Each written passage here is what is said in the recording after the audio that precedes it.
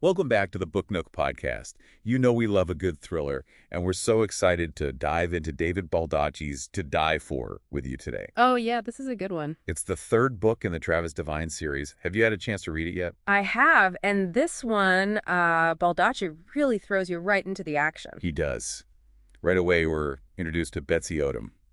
She's a 12-year-old girl whose parents have just died under mysterious circumstances. And she's living with her uncle Danny Glass, who just so happens to be a global criminal. Right.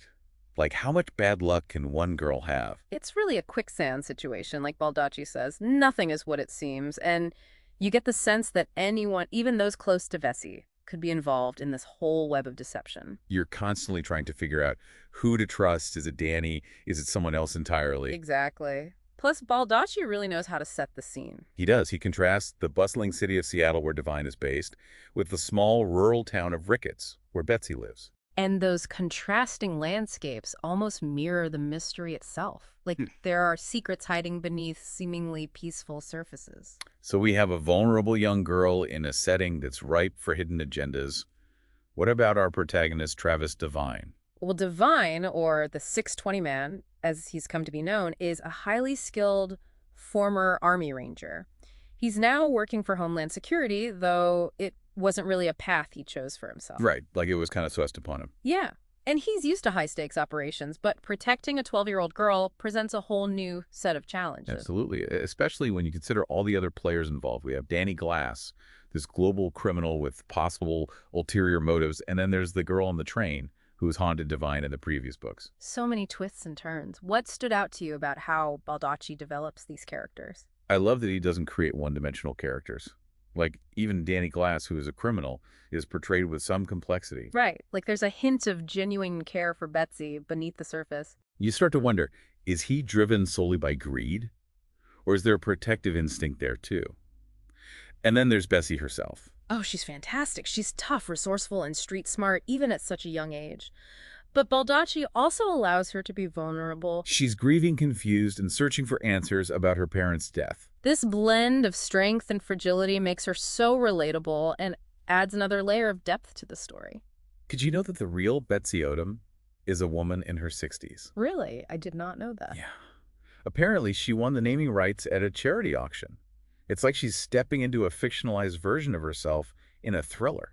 That's amazing. And speaking of complexity, we can't forget about the girl on the train. Oh, right. Talk about adding an unpredictable element to the story. We know she's a mercenary who nearly killed Devine before, but now she's back. But why? Is she friend or foe? It seems like Baldacci is deliberately playing with our expectations. Like, don't assume anything, keep guessing. I love that. He keeps you on your toes the whole time. Before we get too deep into spoiler territory, let's talk about the overarching conspiracy.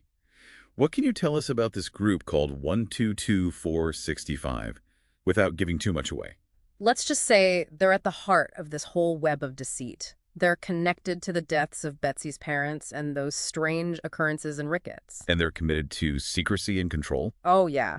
They've managed to infiltrate various aspects of society operating from the shadows. It creates this constant sense of unease, as if anyone could be part of this clandestine group. So we have this shadowy organization, mysterious deaths, a young girl in danger, and a protagonist battling forces he may not fully understand. This is classic Baldacci, isn't it? Where does he take us from here? Well, that's where things get even more intense. Remember those seemingly idyllic descriptions of Ricketts? Yeah, so peaceful and charming. It turns out the town itself is a crucial piece of the puzzle, and what lies beneath its surface is far more sinister than anyone could have imagined. Oh, I can't wait to find out. I know, right? We're going to have to pause here for now and pick up the story in part 2 of our deep dive. But trust me, you won't want to miss what happens next. If you're enjoying this deep dive so far, be sure to subscribe to the Book Nook podcast and leave us a review. We love hearing your thoughts and helping you discover great books. Welcome back to the Book Nook podcast. Last time we left Travis Devine, he was on the verge of uncovering the truth about Ricketts, that seemingly idyllic town with a very dark underbelly. It's amazing how Baldacci kind of just lulls you into this sense of normalcy before pulling the rug out from under you. Yeah. So what is the big reveal about Ricketts? What makes it so central to the conspiracy? Well, remember those unsettling details that we talked about, like the extravagant government building the heavily armed police, the residents who are all acting just a bit too nonchalant? Yeah, it all felt off, like a facade hiding something really sinister. Exactly. Those weren't just red herrings, they were clues. They were all pointing to the shocking truth. Ricketts is a front for 122465. Wow. So it's essentially a haven for this white supremacist group, allowing them to operate with a disturbing level of impunity. Exactly. And that explains why they've gone to such lengths to maintain secrecy and control. It's terrifying to think that something like that could happen, in a supposedly free society. Yeah. It makes Devine's job so much harder, though. He's not just fighting criminals. He's up against like a deeply entrenched system of corruption. Absolutely. And remember Chief King, the head of the Ricketts police? Yeah, he was always a bit too eager to dismiss Devine's concerns. Well, it turns out he was very much part of the problem. Baldacci reveals that King is a member of 122465, working closely with the mayor, Mercedes King, to maintain their grip on the town. Hold on a second. Are they related? I mean, I know it's a small town, but still. They aren't related, and that's where things get even more shocking. Yeah. Mercedes King isn't who she claims to be. Her real name is Dr. Madeline Trumbull, Wait, what? a brilliant chemist and a high-ranking member of 12465. The seemingly benevolent mayor is actually the mastermind behind this whole conspiracy. I know, right? Baldacci really knows how to pull the rug out from under you. He paints this picture of her as this pillar of the community, and all the while she's orchestrating these horrific acts in secret. It makes you question who you can trust. It really does. It's a classic wolf in sheep's clothing kind of villain. So she's the one responsible for the deaths of Betsy's parents then. It seems so. Which makes Danny Glass less of a suspect, but his role is still unclear. Yeah, his motives are still pretty murky. But the revelation about Trumbull adds another layer of complexity to everything. She framed someone else for those murders, just to solidify her control and cover up 122465's involvement. It's really a tangled web. It is. But Devine starts putting the pieces together, and eventually he confronts Trumbull at her cabin and demands answers. That confrontation is one of the most intense scenes in the book. You can really feel the tension building as Devine gets closer to the truth. So does he get the confession he's looking for? Does Trumbull finally crack and tell him everything? This is Baldacci we're talking about, remember? He wouldn't make it that easy for Devine. Just when it seems like Trumbull is about to spill the beans, she takes a cyanide pill, ending her own life before Devine can get the full story. That's so frustrating, but also kind of brilliant in terms of keeping the sis going. So Trumbull's gone. Devine's left with more questions than answers, and this dangerous organization is still operating in the shadows. What happens next? Well, don't worry, Devine's not completely alone in this fight. Remember P.R. Jackson, the girl on the train? She's been playing a much bigger role than we initially thought. Wait, so she's not just lurking in the shadows waiting to strike? Exactly. She's been secretly tracking Devine's every move, gathering intel, and piecing together her own understanding of what's happening, and she has something that could change everything. Okay, I'm intrigued. What does she have? Video evidence of Trumbull confessing her crimes and outlining her connection to 122465. Wow, that's a game changer. It's the proof Devine needs to expose the group and bring them down. It is, but I have a feeling things aren't going to be that simple. Remember all those subtle hints about 122465's influence extending beyond Ricketts? Well, that video reveals their web of power is far deeper than anyone imagined. It's like Devine and Jackson are facing off against a giant rot. What chance do they even have? Well, that's the question driving the rest of the story. They're facing incredible odds, but they're also fueled by a sense of justice and a determination to protect Betsy. And let's not forget Danny Glass. He's now a target for both 122465 and those in the government who want to use him for their own ends. It's a race against time to expose the truth, protect Betsy, and save Danny from becoming collateral damage. Baldacci doesn't let up on the suspense, does he? Not at all. And if you're loving this deep dive and you want to hear more insightful discussions about your favorite books, be sure to subscribe to the Book Nook podcast and leave us a review. We really do appreciate your support. We're about to head into the final act of this thrilling story. Will Devine and Jackson manage to overcome these impossible odds? Will Betsy be safe? And what about Danny Glass? We'll reveal all that and more in the final part of our deep dive into David Baldacci's To Die For. Don't go anywhere. Welcome back to the Book Nook podcast for the thrilling conclusion of our deep dive into David Baldacci's To Die For. Last time we left off, Devine and Jackson had proof of 12465's crimes, but they were now facing an enemy embedded within the government itself. Talk about a tough situation. It's like he's trapped in a web of deceit with no clear way out. Exactly.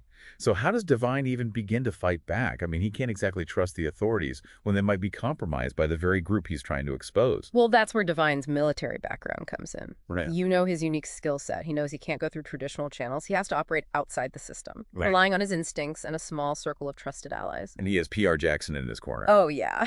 Her CIA background makes her the perfect partner in this shadow war. She knows how to navigate the murky world of espionage and covert operations. And Baldacci really uses their contrasting backgrounds to create this super dynamic partnership.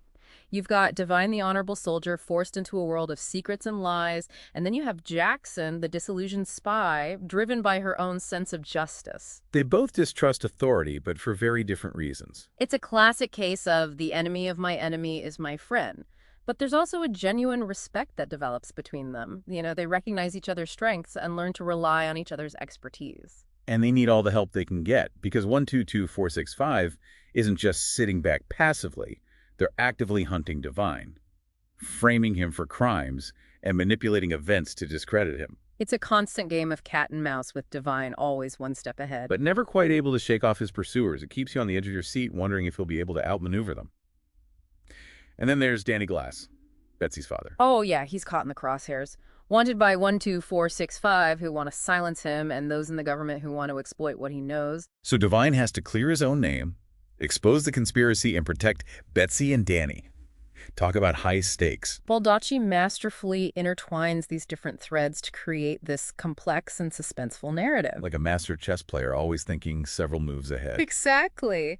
And just when it seems like all hope is lost, like Devine's surrounded by enemies with nowhere to turn, he and Jackson launch a daring counterattack. What do? They infiltrate 122465's headquarters. Are you serious? That's their plan. It's risky, but they know it's their only chance to rescue Betsy, secure more evidence, and expose the group's leaders. This is it then. The Yeah. climax. And I'm guessing Baldacci doesn't hold back on the action. Not at all. There are explosions, close calls, betrayals, heart-stopping moments that'll leave you wondering who's going to make it out alive. It sounds intense. It is. But in the end, Devine's courage and his commitment to doing what's right, even when it's hard, really shines through. So good triumphs over evil. Well, with Baldacci, it's never that simple. There are victories, but they come at a cost. You know, sacrifices are made, lives are lost, and there's a lingering sense that the fight for justice is never really over. That's a good point. It's a reminder that even when you defeat a powerful enemy, there will always be new challenges to face. But to die for leaves you with a sense of hope, that even in dark times, individuals can make a difference. That courage and integrity can prevail. Exactly. And it makes you think about the dangers of extremism and corruption and how important it is to stay vigilant even in a supposedly free society. It's a reminder that we can't take our freedoms for granted. Couldn't have said it better myself. So if you haven't already, I highly recommend checking out To Die For. It's a real page-turner, full of twists and turns that will keep you guessing until the very end. And if you're enjoying these deep dives into the world of books, don't forget to subscribe to the Book Nook podcast and leave us a review. We love hearing from you. Thank you so much for listening to the Book Nook podcast. Be sure to check the link in the description to get your copy of To Die For. We'll see you next time for another deep dive into the world of books.